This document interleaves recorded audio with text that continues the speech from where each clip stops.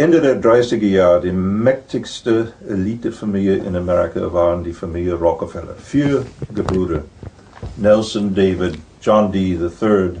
Und Lawrence Rockefeller, haben die ganze Welt nach 1945 verteilt. John D. hat diesen Bereich Bevölkerungsreduzierung durch Eugenics übernommen. Er hat diese Population Council gegründet, 1953, weil sie wollen eine Form von Eugenics. Und nach dem Krieg hat die Rockefellers und die American Eugenics Society gesagt, ab heute ist der neue Name von Eugenics Genetics. Genetics ist ein falsches biologisches Umfeld.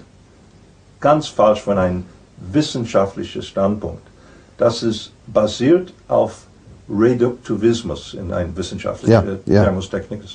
Reduktivism sagt, dass die ganze Komplexität von das Leben, wir können auf ein einzelnes Gen reduzieren. Und wenn wir diese einzelne Gen manipulieren kann, der Human Genome Projekt ist ein Teil von dieser falschen Geschichte, dann können wir eine Meisterrasse bauen. Ja. Du sagst, das ist zu viel. Rockefeller ist eine amerikanische Familie, die reden wie Dritten Reich. Ich wollte gerade sagen, es klingt so. Ganzen Eugenics-Programm vom Kaiser Wilhelm Institut in Berlin, in München, Studien über Zwillingen, Zwangssterilisation von minderwürdigen Menschen und so weiter. Das war bis zu 39, wenn es zu heiß war, von Rockefeller persönlich und der Rockefeller Stiftung gestiftet. Und ab 53 dann wieder? Ab 1953? Ja, ab 53 wieder, ja. Und Rockefeller hat eine lebenslange Idee, eine Meisterrasse zu fördern und minderwürdige Menschen zu töten, langfristig, dass wir wie Sklaven. Man denkt nicht, normale Menschen können so Gedanken haben, aber die sind nicht normal. Innerhalb von 5 bis 10 Jahren, so die Prognose, werden wesentliche Teile der weltweiten Nahrungsmittelversorgung in den Händen von nur 4 globalen Unternehmen liegen. Eine düstere Prognose in einem interessanten Buch, über das wir uns im Folgenden unterhalten wollen. Herzlich willkommen, liebe Zuschauer, zu einer neuen Gesprächsrunde beim Alpenparlament. Ich begrüße ganz herzlich William Engdahl, Wissenschafts- und Wirtschaftspublizist, seit vielen Jahren jemand, der sich mit dem Thema Gentechnik und Gentechnik veränderte Organismen befasst hat. Das prominenteste und eines der prominentesten Bücher in dem Bereich überhaupt ist die Saat der Zerstörung, übersetzt in 9 Sprachen, darunter Chinesisch, Türkisch, Japanisch, Englisch natürlich, Deutsch. Also ein weltweit zur Kenntnis genommenes Buch. Was war der Anlass, was war der Hintergrund, sich mit diesem Thema zu befassen? Ich habe seit 37 Jahren lang als Journalist, als Wirtschaftsanalytiker, als ein Geopolitiker, kann man sagen, Macht und Missbrauch von Macht studiert. Ja. Und ursprünglich mein erstes Buch mit der Ölwaffe zur Weltmacht. Es ist auch sehr weit übersetzt weltweit.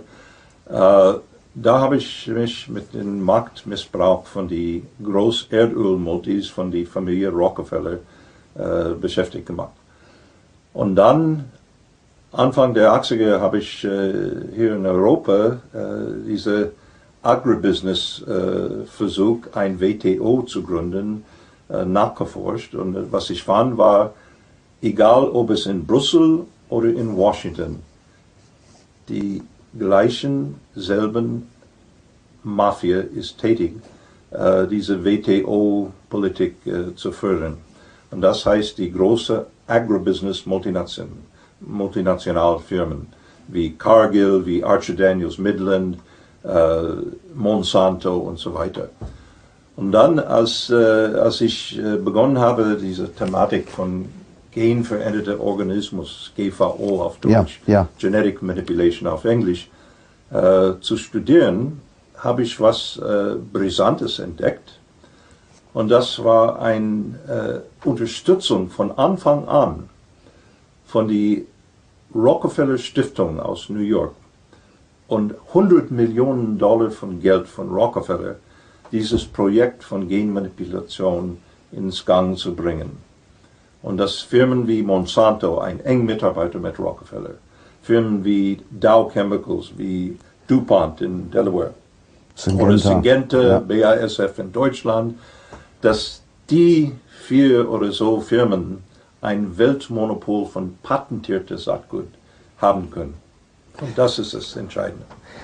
Stichwort patentiert bedeutet, dass ein Landwirt ein solches Saatgut kaufen muss und er könnte doch dann, wenn er das ausgesät hat, im nächsten Jahr Teile dieses Saatgutes der Ernte nehmen, so wie wir das, ja, die Bauern das seit Jahrtausenden tun, und wieder aussäen. Aber ja, das ist der Teufel von den ganzen Geschichten. Ja. Monsanto hat für 1,5 Jahre eine kleine Firma in Mississippi gekauft. Vor 10 Jahren war das ein riesen Druck gegen Monsanto deswegen, weil diese Firma hat in Zusammenarbeit mit der amerikanischen Regierung, US Department of Agriculture, ein Patent auf ein Terminator Saatgut, ja, patentiert. Und diese Terminator, das heißt GURTS, die technische Term. Ja. Aber GURTS ist Genetic Use Restrictive Technology. Und das bedeutet nicht anders, nach einer Ernte macht dieses Saatgut Selbstmord. Mehr oder weniger. Das heißt, ein Bauer muss immer zurück an Monsanto kommen. Und das ist der Teufel in der ganzen Geschichte. Eins muss er für seine Saatgut ein Lizenzgebühr an Monsanto jedes Jahr bezahlen. Monsanto macht das Markteinfuhr auf ein niedriges Niveau. Am Anfang in Amerika haben sie das gemacht. Sehr erfolgreich, leider.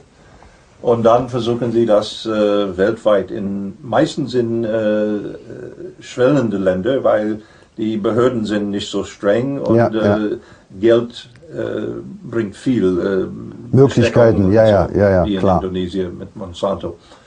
Und sie versuchen das so weit wie möglich zu zerstreuen, diese giftige Saatgut. Und ich sage das ganz gezielt, weil das ist Gift. Und menschliche Gift, es ist Gift für Tiere, die mit genmanipulierter Monsanto-Säure gefüttert sind, oder Mais. Ja, ja. Von verschiedenen Firmen, Syngenta oder so. Und sie haben ein Patent. Und wir können einfach gut vorstellen, in 10 Jahren, als die patentierte Saatgut so weit weltweit zerstört ist, weil Monsanto und die anderen Firmen, sie kaufen alle unabhängige kleine Saatgutfirmen weltweit. Egal ob es Obstsaatgut ist, ob es Mais ist, ob es Baumwolle ist, ob es Soja ist und so, die essentiell. Oder Reis. Reis ist ganz wichtig. Und das nächste Projekt ist Getreide. Und wenn es soweit ist, dann ist unsere Ernährungskette von Menschen, von Tieren weltweit unter die theoretische Kontrolle von 3 bis 4 Großmultis. Ja. Und die 3 bis 4 sind nicht vertraulich. Sie haben so viel Marktmöglichkeit durch diese patentierten Saatgut. Und die Chemikalien wie Monsanto Roundup, der hochgiftig ist, bestätigt, dass es hochgiftig ist. Es soll ein total Weltverbot für Roundup, Glyphosat und die anderen Toxine in Glyphosat, in Roundup geben, aber es ist nicht. Ja. Nochmal zu dem Terminator-Saatgut. Das heißt also im Klartext, Sie haben das so schön gesagt, das Saatgut macht Selbstmord. Das heißt, es hat nur eine Fruchtfolge und im nächsten Jahr ist der Bauer, und das Schlimme ist ja dann, egal wie gut seine Ernte war, darauf angewiesen, neues Saatgut zu kaufen. Ja. Und wir haben ja in Indien das Problem gehabt, dass die Ernte mal nicht so gut ausgefallen ist und dann fehlt natürlich das Geld. Ja, ja. Es ist eine Art wie neue Feudalismus für Landwirte weltweit. Amerika und Argentinien sind das schlimmste Beispiel. Und zum Beispiel in Argentinien, seit Anfang der 90er, als Argentinien eine Schuldenkrise erlebt hat, hat der Präsident Carlos Menem, ein enger Freund interessanterweise von David Rockefeller und auch von der Familie Bush, er hat Lizenz, Exklusivität an Monsanto gegeben für Soja. Alle Sojabohnen, die in Argentinien produziert wurden, würden heute kommen von der Patentsoja von Monsanto. Ja. Das heißt, 99% aller argentinischen Sojabohnen, 97% aller amerikanischen Sojabohnen sind genmanipuliert patentiert. Und was haben wir in Europa? Wir haben etwas mehr Schutz als in Amerika gegen GVO, aber wir haben keinen Schutz für Kraftfutterimport von Cargill, Archer Daniel, Midland, Bunge und so weiter. Und dieser Kraftfutterimport hat meistens genmanipulierte Mais und genmanipulierte Soja. Und unsere Tiere hier in Europa sind meistens gefüttert mit giftigen genmanipulierten Produkten. Das heißt aber, dass, ich sag mal, die Diskussion in Brüssel, die ja so ein bisschen mal kritisch, mal etwas zulassend, also es ist nicht Fisch, nicht Fleisch, geführt wird, durch die Hintertüre, durch das Tierfutter, aber die Gensaat komplett auch auf unseren Nahrungsmitteltisch letztendlich bringt. Denn wir essen das ja in Form von Steak, oder? Ja. Oder ein anderes Beispiel. Gehen Sie mal in einen normalen großen Supermarkt heute und was sehen wir? Oder im Hotels, Luxushotels sogar, ich gucke immer, und sehen wir Kellogg's Cornflakes, amerikanische Firmen, der seit Jahren ein Unterstützer von Genmanipulation ist.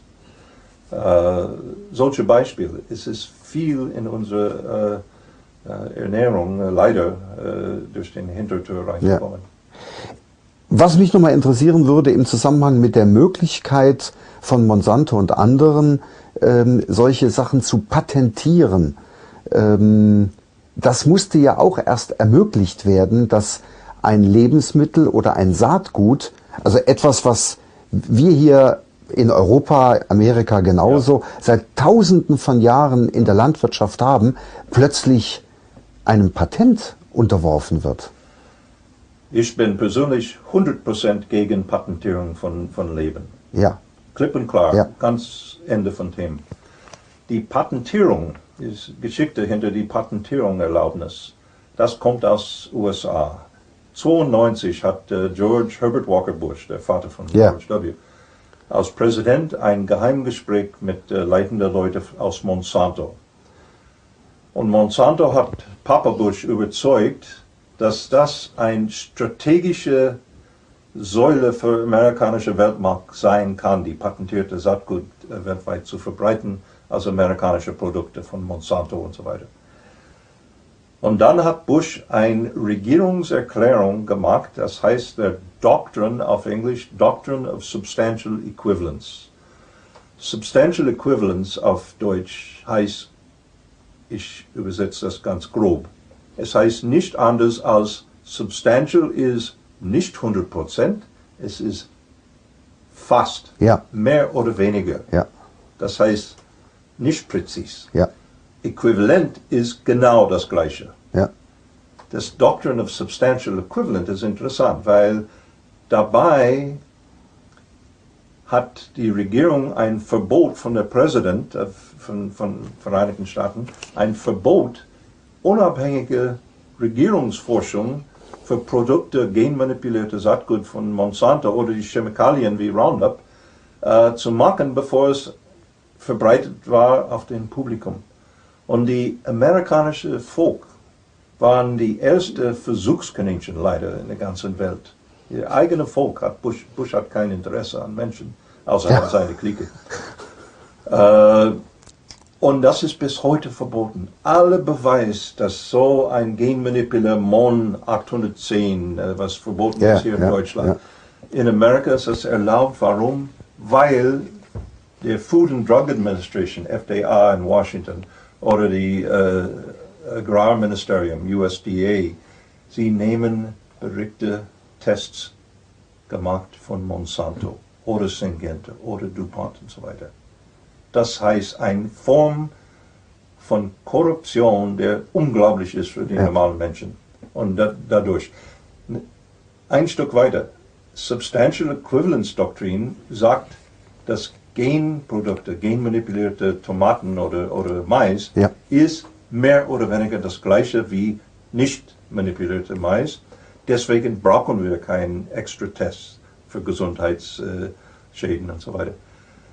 Aber gleichzeitig sagt Monsanto, wir haben etwas einzigartig mit einer Infusion von einem Fremdkörper, ein Bakterium oder so, etwas einzigartig resistent gegen unsere giftige Roundup-Pestizid, als ein Beispiel. Und deswegen, weil es einzigartig ist, es ist nicht mehr normale Mais, es ist genmanipulierter Mais. Und deswegen kann es patentieren. Deswegen kann ich das patentieren. Ja. Aber wenn es das Gleiche ist für Gesundheitsbehörden und nicht das Gleiche ist für Patentierung, etwas stimmt nicht. Ja, stimmt nicht. Und Nein, das ist das Betrug. Das ist völlig richtig. Entweder es ist eben wirklich substanziell das Gleiche, dann dürfte ich es eigentlich nicht patentieren. Ja. Und wenn ich es patentieren kann, ist es eben substanziell nicht das Gleiche. Ja. Aber deutlich wird, dass ähnlich wie beim Thema Öl mit denselben Leuten im Hintergrund die gentechnisch veränderte Saatgutproduktion auch ein politisches Machtinstrument. Hochinteressant ist, nach dem Zweiten Weltkrieg hat die Rockefeller Stiftung Ende der 30er Jahre die mächtigste Elitefamilie in Amerika waren die Familie Rockefeller. 4 Gebrüder, Nelson, David, John D. III und Lawrence Rockefeller, haben die ganze Welt nach 1945 verteilt. John D. hat diesen Bereich Bevölkerungsreduzierung durch Eugenics übernommen. Er hat diese Population Council gegründet, 1953, einfach Birth Control, die Pille und alles möglich zu unterstützen, für schwellende Länder oder Zwangssterilisation. Ja. In Puerto Rico, in Brasilien haben sie Millionen von Frauen unfreiwillig sterilisiert, weil sie wollen eine Form von Eugenics. Und nach dem Krieg hat die Rockefellers und die American Eugenics Society gesagt, ab heute ist der neue Name von Eugenics Genetics. Genetics ist ein falsches biologisches Umfeld. Ganz falsch von einem wissenschaftlichen Standpunkt. Das ist basiert auf Reduktivismus in einem wissenschaftlichen Thermostechnik. Reduktivism sagt, dass die ganze Komplexität von das Leben, wir können auf ein einzelnes Gen reduzieren. Und wenn wir diese einzelne Gen manipulieren kann, der Human Genome Projekt ist ein Teil von dieser falschen Geschichte, dann können wir eine Meisterrasse bauen. Ja. Du sagst, das ist zu viel. Rockefeller ist eine amerikanische Familie, die reden wie im Dritten Reich. Ich wollte gerade sagen, es klingt so. Ganzen Eugenics-Programm vom Kaiser-Wilhelm-Institut in Berlin, in München, Studien über Zwillingen, Zwangssterilisation von minderwürdigen Menschen und so weiter. Das war bis zu 39, wenn es zu heiß war, von Rockefeller persönlich und der Rockefeller Stiftung gestiftet. Und ab 53 dann wieder? Ab 1953? Ja, ab 53 wieder, ja. Und Rockefeller hat eine lebenslange Idee, eine Meisterrasse zu fördern und minderwürdige Menschen zu töten, langfristig, dass wir wie Sklaven. Man denkt nicht, normale Menschen können so Gedanken haben, aber die sind nicht normal. Die sind nicht normal. Guck mal in unsere Welt heute. Jetzt gibt es in dem Zusammenhang ja inzwischen, da wird es dann ja wirklich gespenstisch, ein gentechnisch verändertes oder gentechnisch veränderte Produkte, die in der Lage sind, Spermien abzutöten. Genau. Also wir haben jetzt etwas, was quasi unfruchtbar macht. Auch die Menschen. Ja, ich meine, was ich in mein Buch reingebracht habe, weil das war ein Kontrovers. Ich kenne Bauern, die total Gegner von genmanipuliertes Saatgut sind, aber die sagen, William, das geht zu weit, diese Eugenics-Agenda, das kann nicht sein. Ja. Es gibt eine Firma, das war damals 2001 in Kalifornien, Epizid, das ist in meinem Buch, Saat der Zerstörung. Und Epizid hat ein Patent für eine Art von Mais, der eine spermizidische Wirkung auf Menschen hat. Und der Präsident von Epizid damals hat eine Pressekonferenz gemacht. Und er war ganz stolz. Ich glaube, er glaubt, dass unser Hauptproblem auf unserer Erde ist Überbevölkerung. Ja.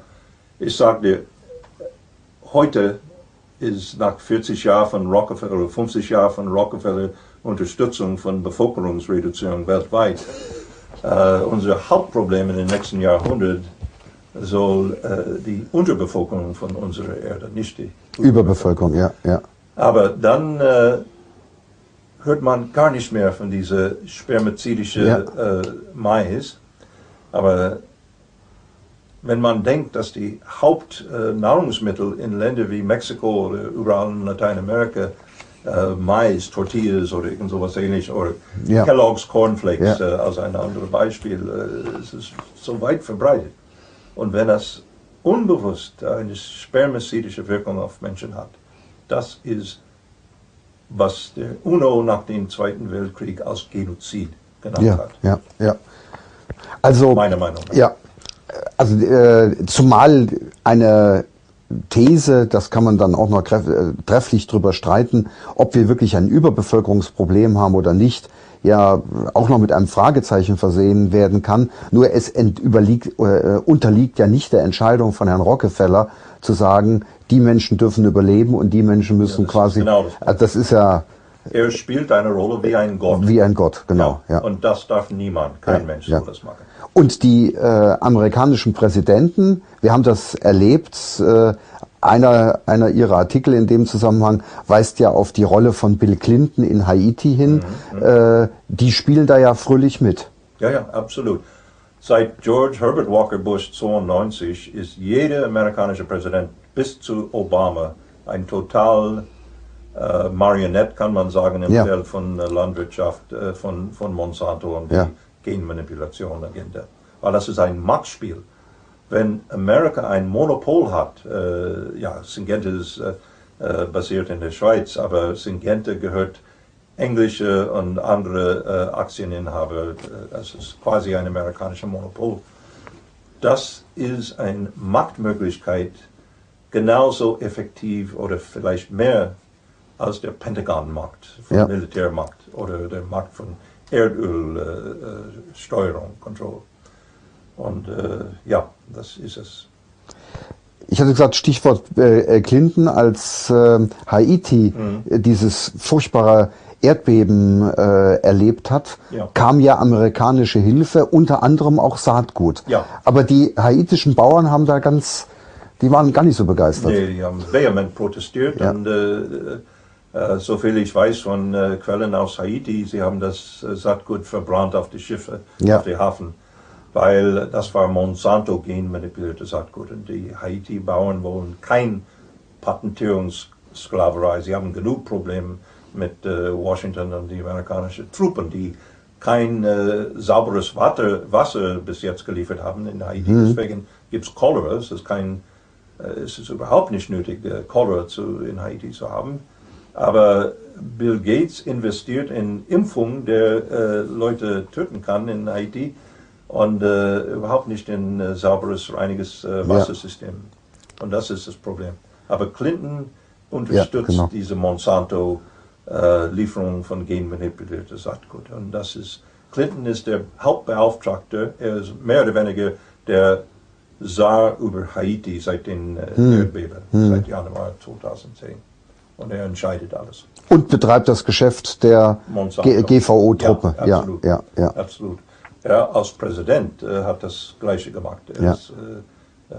Sein Landwirtschaftsminister war ein Totalunterstützer von Agribusiness und Monsanto. Wenn man sich jetzt von Amerika nach Brüssel wendet und anschaut, wie da die Entwicklung ist, hat man auch so ein bisschen den Eindruck, dass so durch die Hintertüre Stück für Stück immer mehr Richtung GVO in Bewegung gesetzt wird. Das ist, Gott sei Dank, ist ein heftiges Kampf hier in Europa. In der Schweiz war diese Volksabstimmung gegen GVO, ein 5 Jahre lang Frist. Jetzt ist es fast vorbei. Ich weiß nicht, ob es weitergeht. Ich hoffe. In Österreich ist das per Gesetz verboten. Richtig. Auch ich glaube in Griechenland und bestimmten anderen Ländern. In Polen sind sie streng dagegen, die Kleinbauern. In Spanien leider hat die Agribusiness die oberste Hand. Und Spanien ist der Hauptland in Europa für GVO-Pflanzen. Ja. Aber es gibt viel hinter den Kulissen in Brüssel und ich habe mit mehreren Leuten über 3 Jahrzehnten sogar darüber gesprochen. Die Besteckungsmöglichkeit in Brüssel ist unbegrenzt. Besteckung kann mehrere Formen nehmen, aber sagen wir Besteckung. Und verschiedene Kommissionen. Die Kommissionen, wir haben keinen demokratischen Einfluss über Brüssel. Ein Kommissar kann etwas entscheiden und es ist so, er hat viel Spielraum über uns, wo wir können nicht sagen, ich mag ihn nicht, er hat ganz Schlechtes für uns gemacht, entschieden als Kommissar oder als Präsident. Ich will ihn auswählen in der nächsten Wahl. Ich habe kein Abwählen, ich habe kein Wahlrecht in dem Sinn. Und das ist, auch das Parlament nicht. Ja, auch das Parlament nicht. Ja. Und Barroso ist ein total GVO-Freund. Man kann fragen, warum, wieso. Weil Portugal hat ein traditionelles Landwirtschaft, der im Kern gesund war. Ich hoffe nicht, dass Monsanto weit in Portugal Einfluss hat wie in Spanien. Es gab für ein Jahr einen Landwirtschaftskommissar aus Malta, eine schöne kleine Insel. Warum Malta ein Mitgliedsland mit Rechten wie Deutschland in der EU eingenommen war, ist eine andere Frage. Es ist ein schönes Land, ich war in Malta. Aber der Kommissar aus Malta, sein Hintergrund als Agrarkommissar für Europa war als Steuerberater. Also völlig fachfremd. Völlig fachfremd. Ja. Das heißt, er ist abhängig von den Beamten, die für ihn was sagen. Oder abhängig von der EFSA, Europäische Food Safety Administration von der EU. Und darin liegt viel Faules. Man muss sich ja bei den Spitzenkräften in Brüssel eigentlich sogar eher umgekehrt die Frage stellen, ob sie nicht ganz bewusst auf solche Positionen kommen, damit sie auch solche Jobs erledigen, dass sie also nicht das Interesse der Menschen in Europa, der Bürger in Europa vertreten, sondern irgendwelche wirtschaftlichen Interessen, die sie in die Lage versetzt haben, Kommissar oder Ratspräsident Van Rompuy, Bilderberger, da wird das ja dann auch alles sehr deutlich. Das müssen wir viel genauer fragen als Bürger hier in Europa, weil zum Beispiel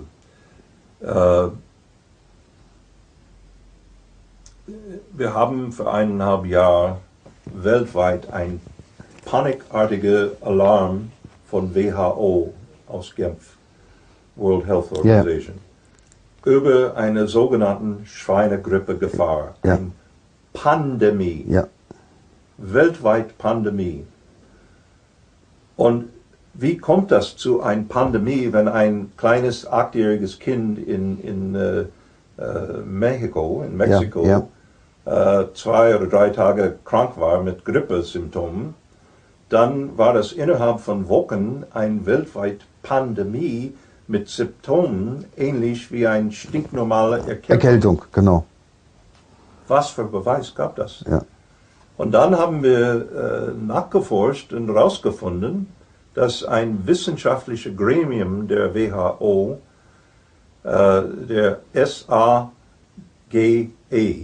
Scientific Advisory Group of Experts, diese Empfehlung gemacht hat. Und die Pharmagroßen sitzen in diesem Gespräch mit SAGE, unabhängige Wissenschaftler aus den Universitäten in Holland und andere Länder, England.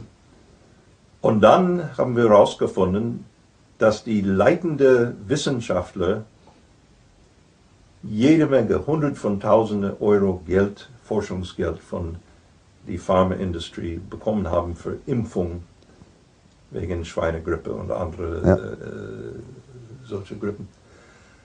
Das war eine Korruption, das fast so schlimm war wie diese Global Warming Erdwärme Lüge heute. Und das ist genau das Gleiche, was man sieht in Brüssel mit dem Einfluss von dem großen Agribusiness-Kartell oder Lobby.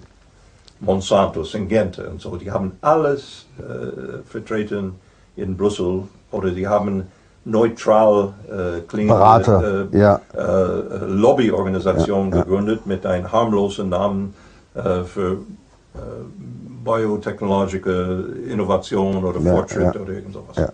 Egal was. Und diese Agribusiness-Lobby macht alles möglich, einfach durchzuwachsen. Die EFSA, leitende Wissenschaftler, das ist neulich rausgekommen, die leitende Wissenschaftler beim EFSA, die die Genehmigung für ein Produkt wie Monsanto Mon 810 geben. Für Brüssel. Nicht, für Brüssel, oder EU-weit. Ja, für die EU-weit, genau. Sie haben genau das Interessenkonflikt wie die Wissenschaftler für WHO. Ja. Sie nehmen Geld von der Industrie. Und das sollte ganz und gar verboten sein. Es ist nicht. Es ist nicht.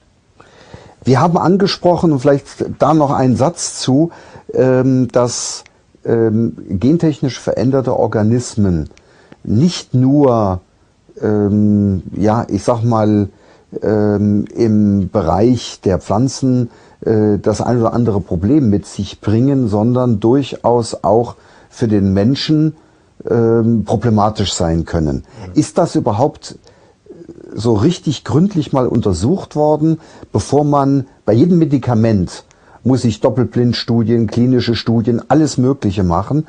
Und bei der Gentechnik, wir erleben Bienensterben, wir erleben ähnliche Dinge, hat man das Gefühl, wir sind alle Versuchskaninchen, die Menschen, die Tiere, die Pflanzen sind Versuchskaninchen, ohne dass das je richtig ausgetestet wurde. Wir sind Versuchskaninchen. Und das ist ganz gezielt. Zurück an den Rockefeller-Stiftung Agenda. Bevölkerungsreduktion. Langfristig, langsam. Die Fruchtbarkeit von Menschen zu reduzieren. Drastisch. Weil manchen sagen, wie Ted Turner, der Gründer von CNN, er ist ein Mitglied in dieser Good Club von Rockefeller, David Rockefeller und Bill Gates unter anderem. Und er sagt, eine Weltbevölkerungsmenge von 225 Millionen Menschen gefällt mir. Das ist ideal, finde ich. Gesamtbevölkerung. Gesamtbevölkerung von 225 Millionen. Also etwa 7 Milliarden zu viel jetzt. Ja, etwa denken solche Leute, solche Menschen. Ob das stimmt für David Rockefeller, kann ich nicht sagen. Er hat das nicht so deutlich gesagt. Ob das stimmt für Bill Gates, kann ich auch nicht sagen. Aber die sind alle auf dieser Agenda Bevölkerungsreduktion, insbesondere in schwellenden Ländern oder in China und so weiter, in Afrika. Aber auch in Europa. Es ist eine demografische Katastrophe in den letzten 40 Jahren gewesen. Und es wird schlimmer, wie wir in Deutschland und anderen Ländern merken, heute schon. Und das ist meiner Meinung nach Hauptagenda hinter dieser Genmanipulation. Und es gibt deswegen kein wissenschaftliches Studium über die langfristige, langwierige Folgen von einer Diät von genmanipulierten Cornflakes oder Mais oder was weiß ich. Weil das ist das Ziel. Dass Menschen, es gibt seitdem 1994 in Amerika, die meisten Amerikaner essen geschätzterweise 70% ihrer täglichen Nahrung ist genmanipuliert, direkt oder indirekt. Und es gibt in der ähnlichen Zeit, Mitte der 90er Jahren bis heute, eine explosivartige Epidemie von Allergien, Krankheiten, komische Krankheiten und so. Man weiß nicht, wovon es kommt. Ob das einen Zusammenhang gibt oder nicht, wissen wir nicht, weil es ist nicht erlaubt, die Regierung finanziert keine unabhängige, langfristige Studien. Keine Regierung in Europa. Schade. Ein, der das finanziert hat in England in den 90er, der englische Regierung in Schottland, Rowett Institute. Nachdem ein von den damaligen weltleitenden genbiologische Forschung, Dr. Arpad Pusztai, ein Beweis bemerkt hat mit Rattenstudien und mit Genkartoffeln. Mit Tierversuchen, genau. Er war so alarmiert als ein Freund von wissenschaftlichem Fortschritt, hat er mir persönlich erzählt. Er war überzeugt, dass es die Welthungerlösung sein kann. Und dann hat er bemerkt, dass die Organe von den Ratten nach 3 Monaten, nur 3 Monaten, geschrumpft sind. Und das Hauptalarm war, und er hat das nicht erwähnt, die Gehirne von Ratten waren wesentlich kleiner mit genmanipuliertem Futter. Und 24 Stunden nach dem Veröffentlichen an englischem Fernsehen war Pusztai gefeuert von seinem Chef, der ihn für 24 Stunden unterstützt hat. Und er hat Jahre später gelernt, dass es ein Kommando von oben, von Tony Blair persönlich, der Premierminister damals, kam. Und der Tony Blair hat einen Anruf von Bill Clinton, der Präsident damals in Amerika. Und der Clinton hat einen Alarmruf von Monsanto. So funktioniert das. Das ist die Befehlskette. Ja, so funktioniert das. Unglaublich. Und das geht bis heute. Ein Wissenschaftler in Russland hat versucht, eine ähnliche Studie zu machen, Dr. Ermakova, für 3 Jahren. Und sie war bedroht. Es gab Druck von der Agribusiness-Lobby in Moskau sogar. Sie haben das Institut bedroht. Wenn die Frau das weitermacht, dann hat sie wirklich Schwierigkeiten. Oder die Institut. Und der Chef hat Geldangst. Das ist so in Ländern wie Russland heute. Klar. So funktioniert das. Und eine langfristige Studien zu machen von einer unabhängigen Regierung, das wäre absolut wichtig. Es ist ja auch im Zusammenhang mit dem Druck, und damit sind wir jetzt eigentlich beim letzten Punkt, herausgekommen, dass diese Unternehmen sogar Truppen wie Blackwater eingesetzt haben, um Gegner unter Druck zu setzen. Also eine Gesellschaft oder Institution, die ja im Irak fürchterliches veranstaltet hat, wie diese Blackwater-Truppe, wird jetzt zum Druck- und Unterdrucksetzinstrument bei Gentechnikgegnern. Ja, Monsanto hat einen Vertrag mit Blackwater. Blackwater heißt heute XE, weil die haben so viel Skandal, sie haben Zivilisten ermordet, Freiwillige in Irak und überall. Die sind wirklich guns for hire. Die haben Blackwater geheuert, die Gegner von GVO auszuspionieren. Und das ist die Methode von Monsanto. Monsanto hat einen 70-jährigen Bauer, Percy Schmeiser in Kanada. Er war ein Gegner von GVO, war ein Biobauer. Und sein Feld war von einem Nachbarfeld von Monsanto überschwemmt, kontaminiert ja. durch die Luftzerstreuung ja. von genmanipuliertes Saatgut von Monsanto. Monsanto hat ihn vom Gericht angeklagt gegen Diebstahl von Saatgut, patentiertes Saatgut von Monsanto. Er sagt, ich habe das nicht gestohlen, ich will das nicht. Er will es überhaupt gar nicht haben, ja, genau. Und der oberste Gerichtshof in Kanada hat Monsanto unterstützt. Das sagt viel für Justiz in Kanada. Ja. Seitdem hat Percy Schmeiser weltweit, obwohl er nicht so in dem besten Gesundheitsstand ist, weltweit eine Kampagne gemacht, diese Information zu verbreiten. Ja, dass ja. Menschen wissen, was für ein Machtspiel GVO ist heute. Ja, ja. Also er war ja auch schon ein paar Mal in Deutschland, also ein sehr, sehr mutiger und aufrechter Kämpfer auf dem Gebiet. In Indien ist es ja sogar so weit gegangen, dass im März 2010 diskutiert wurde im Parlament, die Kritik an Gentechnik regelrecht unter Strafe zu stellen. Also wer sich da kritisch äußert, würde sich strafbar machen. Ja. Das ist, es geht alles in Richtung totalitarische Gesetze, genmanipulierte Saatgut zu verbreiten. Ja. Und das ist, Indien ist über Leute wie Transparency International, ich bin kein Freund von Transparency International, aber im Jahresbericht ist Indien, die Bürokratie, sehr bekannt für Neigung zu Besteckungsangebot. Ja. Und man kann nur vorstellen, ich habe viele Freunde aus Indien, die Gegner von GVO sind. Und sie haben mir erzählt, das ist ganz brutal, was Monsanto in Indien macht. Ja. Ein düsteres und ein dunkles Kapitel. Ganz herzliches Dankeschön für die Aufklärung, die auf dem Gebiet, glaube ich, ganz extrem wichtig ist. Insofern auch ganz von großer Bedeutung diese Publikation. Herzliches Dankeschön und liebe Zuschauer, ich will zum Schluss auf die Saat der Zerstörung, die dunkle Seite der Genmanipulation von William Engdahl hinweisen.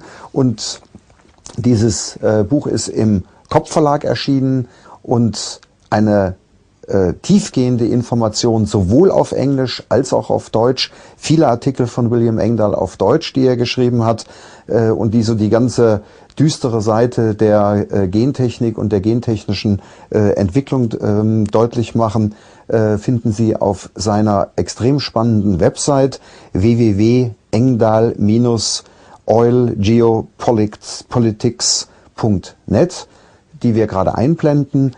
Gehen Sie auf diese Seite, es lohnt sich und wie gesagt, es ist eine ganze Menge an Informationen auch auf Deutsch vorhanden. Für das Interesse und für die Aufmerksamkeit bei einem Thema, bei dem wir auf jeden Fall am Ball bleiben werden, ein herzliches Dankeschön, tschüss und auf Wiedersehen bis zum nächsten Mal beim Alpenparlament.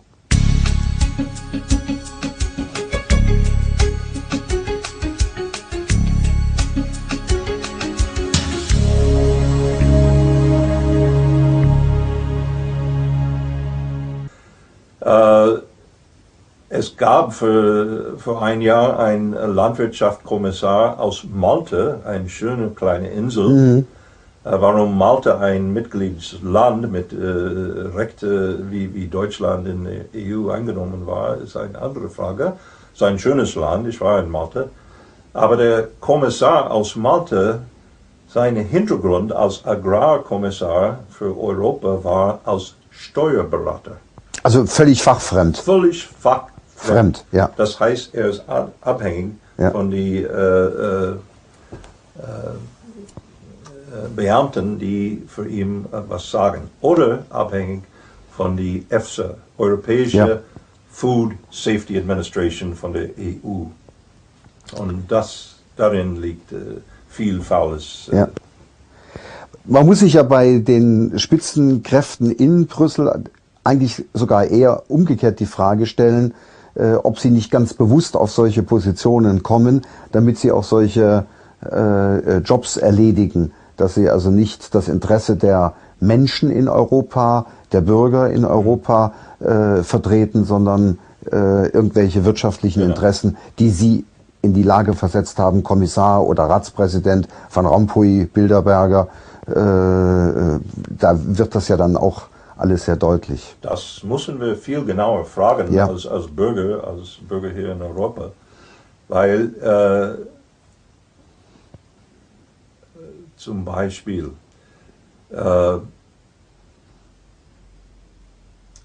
wir haben für 1,5 Jahre weltweit ein panikartiger Alarm von WHO aus Genf, World Health Organization, über eine sogenannte Schweinegrippe-Gefahr, eine Pandemie, weltweit Pandemie.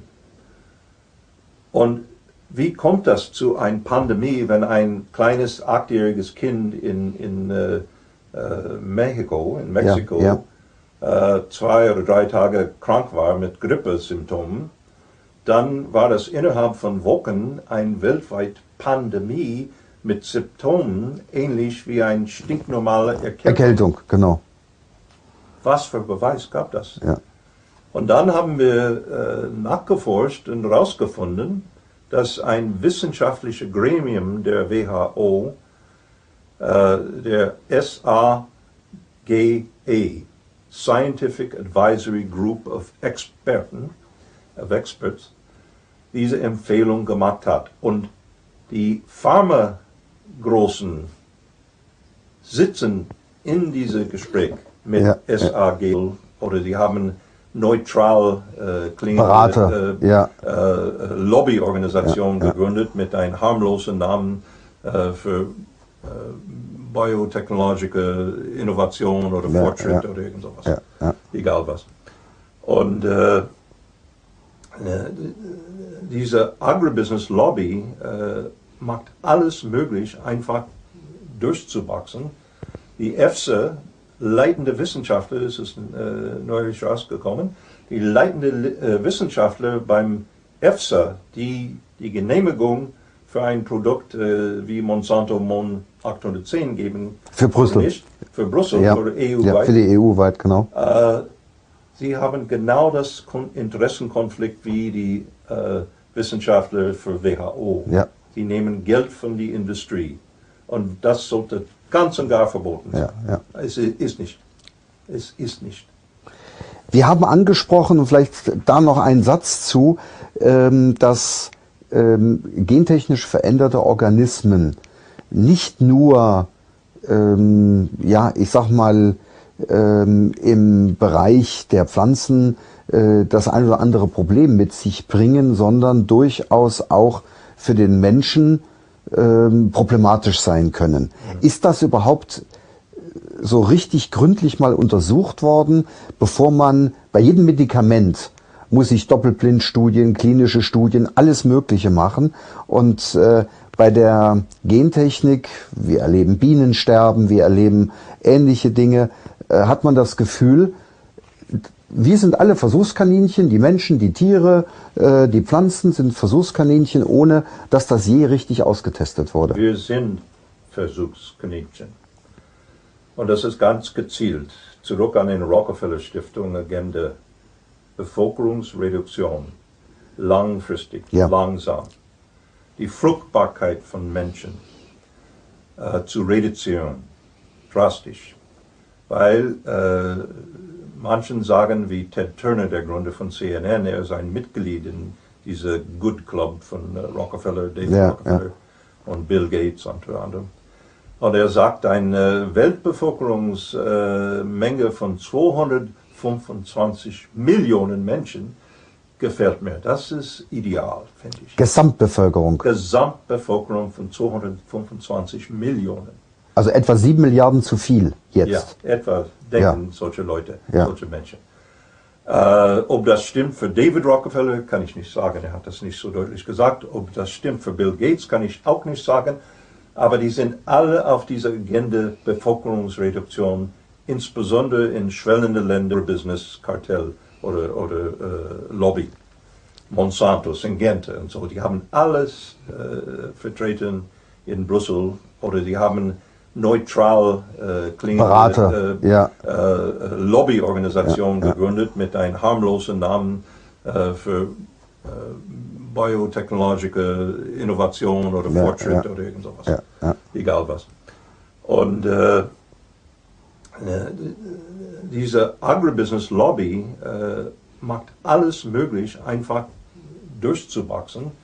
Die EFSA, leitende Wissenschaftler, das ist neulich rausgekommen, die leitende Wissenschaftler beim EFSA, die die Genehmigung für ein Produkt wie Monsanto Mon 810 geben. Für Brüssel. Nicht, für Brüssel oder EU-weit. Ja, für die EU-weit, genau.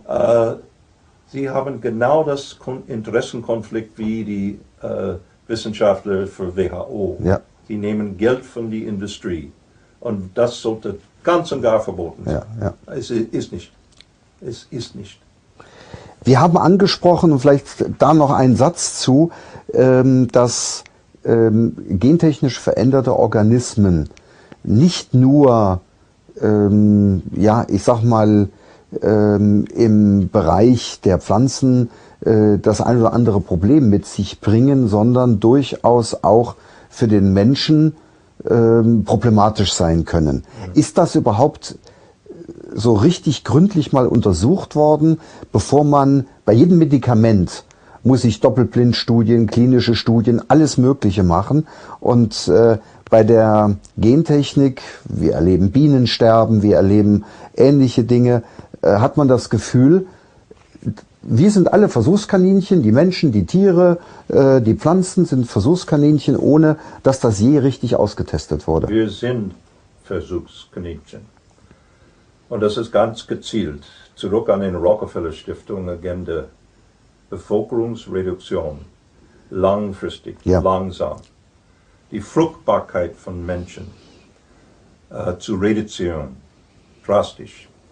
Weil manchen sagen, wie Ted Turner, der Gründer von CNN, er ist ein Mitglied in dieser Good Club von Rockefeller, David Rockefeller und Bill Gates unter anderem. Und er sagt, eine Weltbevölkerungsmenge von 225 Millionen Menschen gefällt mir. Das ist ideal, finde ich. Gesamtbevölkerung. Gesamtbevölkerung von 225 Millionen. Also etwa 7 Milliarden zu viel jetzt. Ja, etwa denken solche Leute, solche Menschen. Ob das stimmt für David Rockefeller, kann ich nicht sagen. Er hat das nicht so deutlich gesagt. Von Rockefeller persönlich und der Rockefeller Stiftung gestiftet. Und ab 53 dann wieder? Ab 1953? Ja, ab 53 wieder, ja.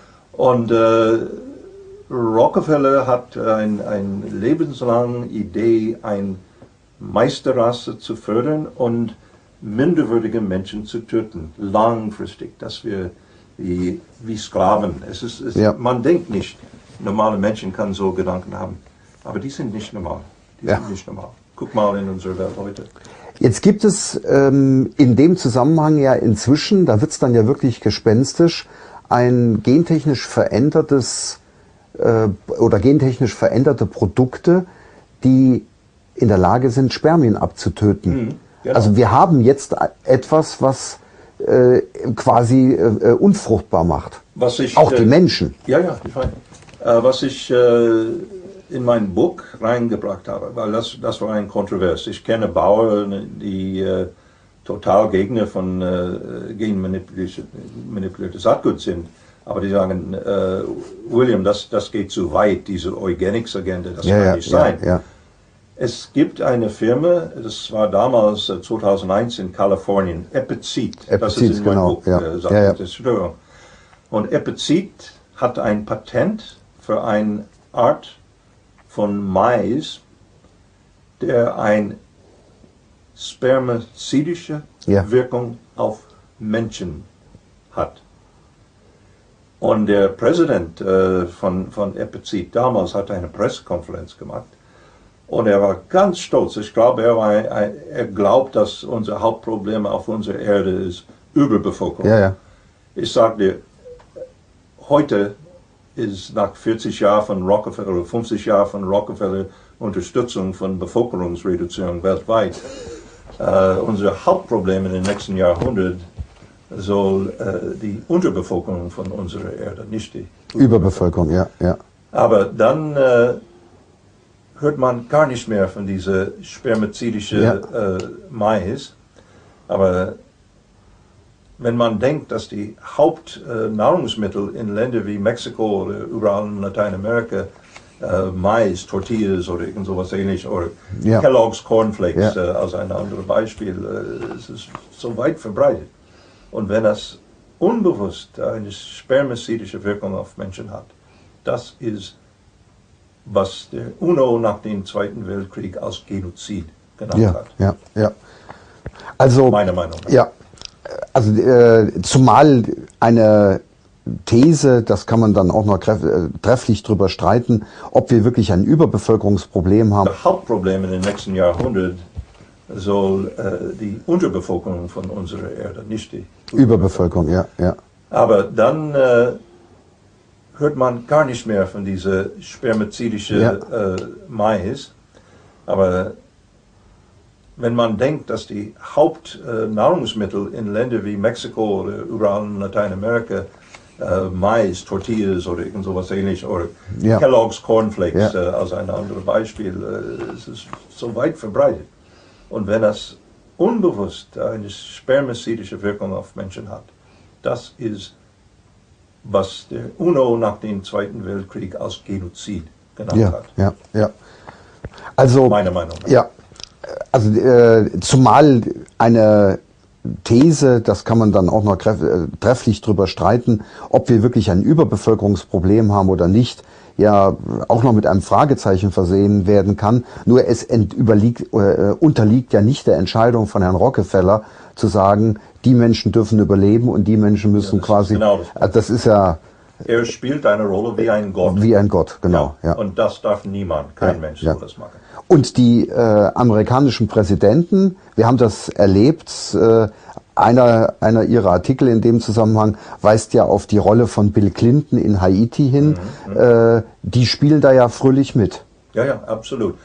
Seit George Herbert Walker Bush 92 ist jeder amerikanische Präsident bis zu Obama ein total Marionette, kann man sagen, im Feld von Landwirtschaft, von Monsanto und die Genmanipulation Agenda. Weil das ist ein Machtspiel. Wenn Amerika ein Monopol hat, Syngenta ist basiert in der Schweiz, aber Syngenta gehört englische und andere Aktieninhaber, das ist quasi ein amerikanisches Monopol. Das ist eine Machtmöglichkeit genauso effektiv oder vielleicht mehr als der Pentagon-Macht, von Militärmacht oder der Macht von Erdölsteuerung, Kontrolle. Und das ist es.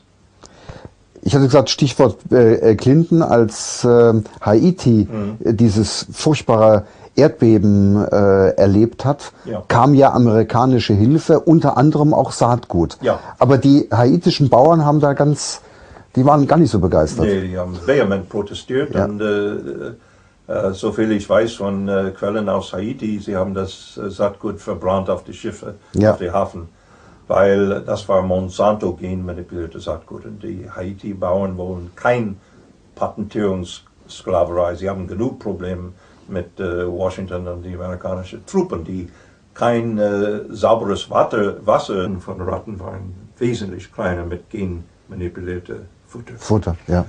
Und 24 Stunden nach dem Veröffentlichen an englischem Fernsehen war Pushtai gefeuert von seinem Chef, der ihn für 24 Stunden unterstützt hat. Und er hat Jahre später gelernt, dass es ein Kommando von oben, von Tony Blair persönlich, der Premierminister damals, kam. Und der Tony Blair hat einen Anruf von Bill Clinton, der Präsident damals in Amerika, und der Clinton hat einen Alarmruf von Monsanto. So funktioniert das. Das ist die Befehlskette. Ja, so funktioniert das. Unglaublich. Ja. Und das geht bis heute. Ein Wissenschaftler in Russland hat versucht, eine ähnliche Studie zu machen, Dr. Ermakova vor 3 Jahren. Und sie war bedroht. Es gab Druck von der Agribusiness-Lobby in Moskau sogar.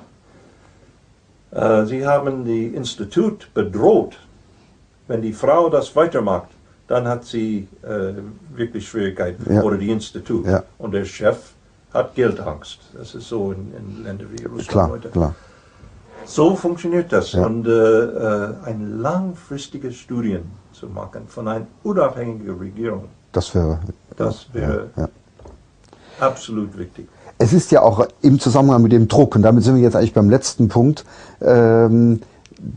herausgekommen, dass diese Unternehmen sogar Truppen wie Blackwater eingesetzt haben, um Gegner unter Druck zu setzen. Also eine Gesellschaft oder Institution, die ja im Irak fürchterliches veranstaltet hat, wie diese Blackwater-Truppe, wird jetzt zum Druck- und Unterdrucksetzinstrument bei Gentechnikgegnern. Ja.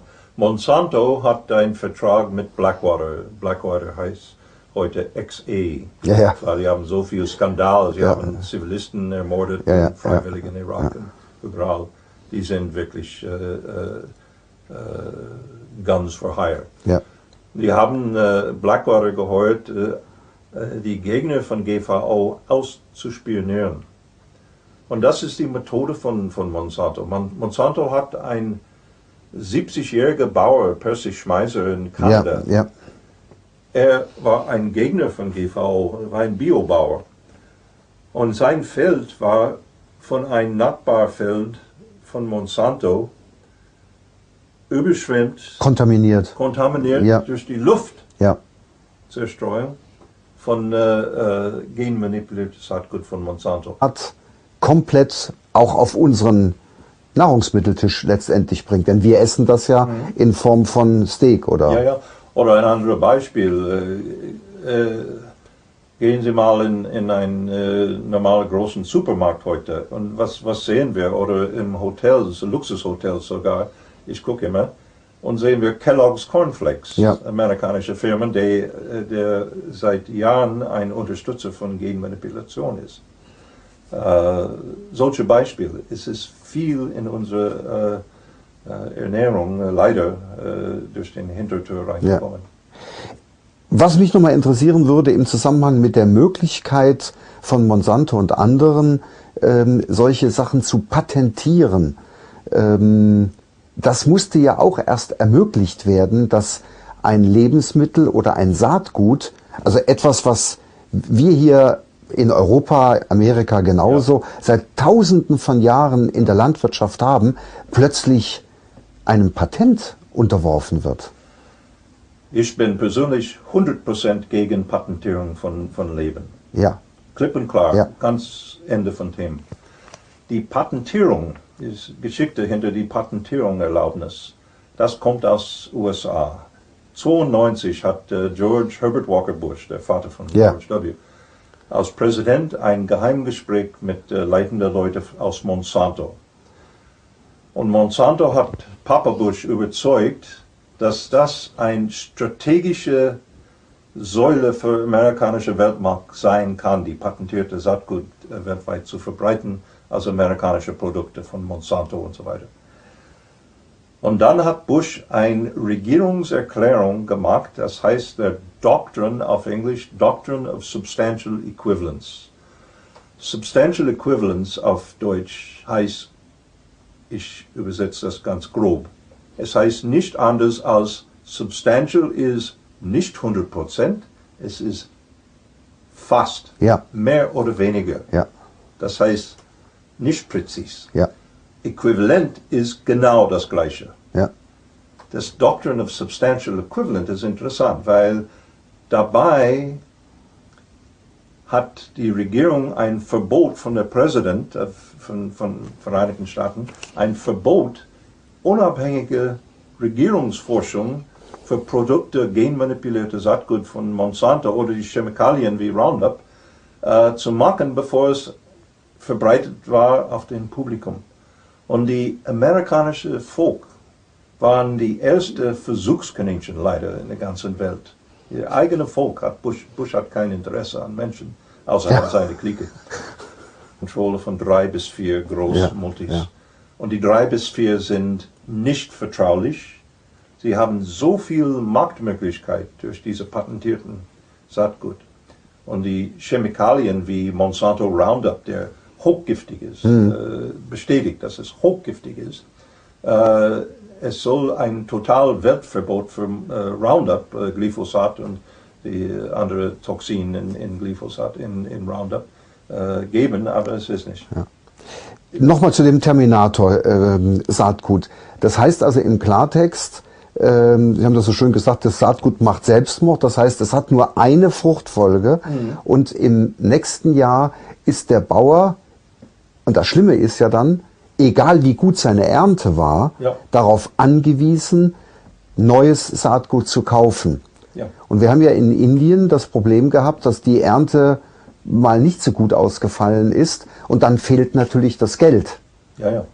Es ist eine Art wie neuer Feudalismus für Landwirte weltweit. Ja. Amerika und Argentinien sind das schlimmste Beispiel. Und zum Beispiel in Argentinien, seit Anfang der 90er, als Argentinien eine Schuldenkrise erlebt hat, hat der Präsident Carlos Menem, ein enger Freund interessanterweise von David Rockefeller und auch von der Familie Bush, er hat Lizenz, Exklusivität an Monsanto gegeben für Soja. Alle Sojabohnen, die in Argentinien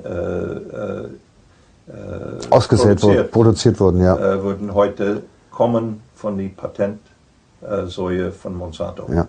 Das heißt, 99% aller argentinischen Sojabohnen, 97% aller amerikanischen Sojabohnen sind genmanipuliert patentiert.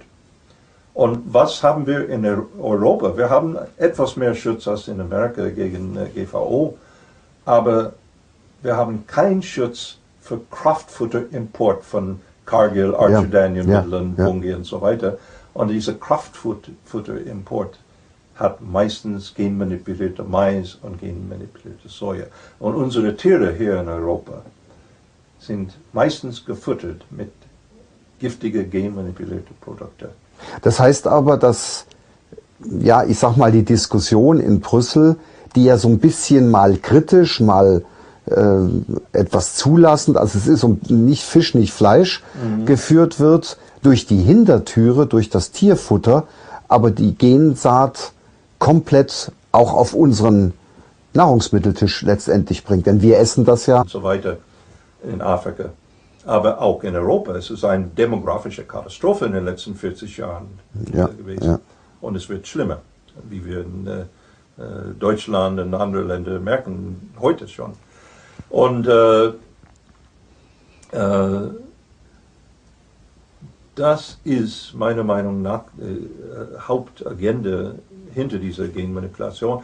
Und es gibt deswegen kein wissenschaftliches Studium über die langfristige, langwierige Folgen von einer Diät von genmanipulierten Cornflakes oder Mais oder was weiß ich. Weil das ist das Ziel. Dass Menschen, es gibt seitdem 1994 in Amerika, die meisten Amerikaner essen geschätzterweise 70% ihrer täglichen Nahrung ist genmanipuliert, direkt oder indirekt. Und es gibt in der ähnlichen Zeit, Mitte der 90er Jahren bis heute, eine explosivartige Epidemie von Allergien, Krankheiten, komische Krankheiten und so. Man weiß nicht, wovon es kommt. Ob das einen Zusammenhang gibt oder nicht, wissen wir nicht, weil es ist nicht erlaubt, die Regierung finanziert keine unabhängige, langfristige Studien. Keine Regierung in Europa. Schade. Ein, der das finanziert hat in England in den 90er, der englische Regierung in Schottland, Robert Institute. Nachdem ein von den damaligen weltleitenden genbiologische Forschung, Dr. Arpad Pusztai,